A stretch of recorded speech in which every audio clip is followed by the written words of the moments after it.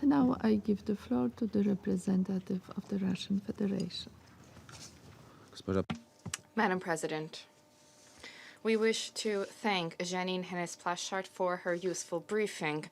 The Russian Federation consistently advocates strengthening stability and security in the Republic of Iraq. The main role in this process is attributed to the Iraqi people and government. The new Iraqi authorities have a great deal yet to do in order to entrench the positive momentum in the political situation within the country. In this connection, we welcome the measures in the establishment of the Iraqi government, including the recent appointments to key ministerial positions. We trust that this process will expeditiously be concluded. We believe that this will help to facilitate the surmounting of the domestic political discord. We note the focus of the Iraqi authorities on modernization of the financial sector and improvement of the investment climate in the country. We believe that strengthening stability in Iraq is of key significance for the whole Middle East region. For this specific reason, it is important that the international community support the authorities' focus on rebuilding the economy, developing the social sector, and agriculture. We note the role of UNAMI, which helps the authorities of the Republic to, in a focused way, deal with national reconciliation and rebuilding the country's economy. We welcome and applaud the consistent policy conducted by Baghdad in the maintenance of good neighborly relations with regional partners. We note in particular the focus and efforts of Iraqis and Kuwaitis in restoring the historic justice vis-a-vis what we refer to as the Iraqo-Kuwaiti dossier.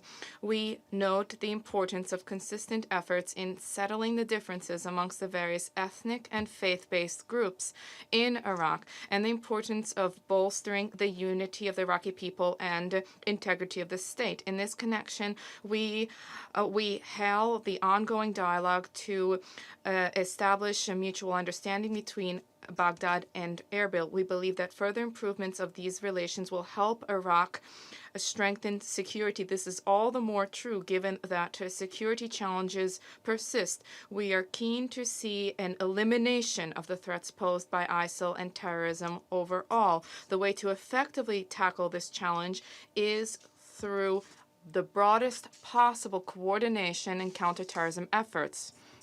At the same time, we believe that it is necessary that there be engagement of all players engaged in combating terrorism in Iraq, that there be respect for sovereignty of the Iraqi government, and that their actions be coordinated with Baghdad.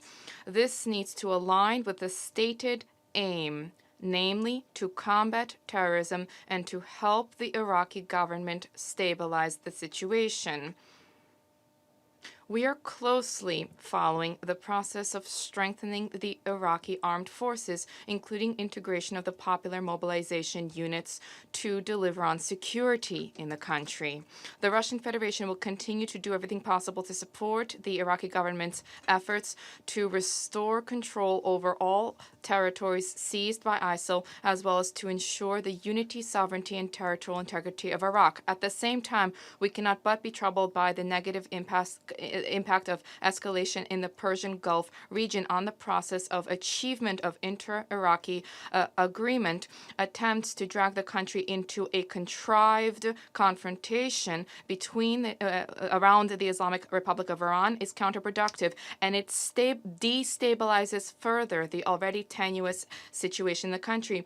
The international community would be well advised to avert this scenario. We cannot allow another geopolitical experiment, regardless of its origin, to undermine the hard-won success that has been achieved in counterterrorism. During a meeting in Moscow in July 2019 between the Minister for Foreign Affairs of the Russian Federation, Mr. Lavrov, and you, Madam Hennis-Plasschaert, there was a confirmation voiced of the need to address all crises through dialogue and collective efforts. In this connection, we wish to note that we are open to cooperation on that basis with all interested regional and international partners, this through our blueprint for collective security in the Persian Gulf. At the same same time, we are of the view that our efforts align with the mandate for the Secretary General to design confidence-building, trust-building measures in the region in line with Security Council Resolution 598. Thank you. I thank the representative of the Russian Federation for his statement.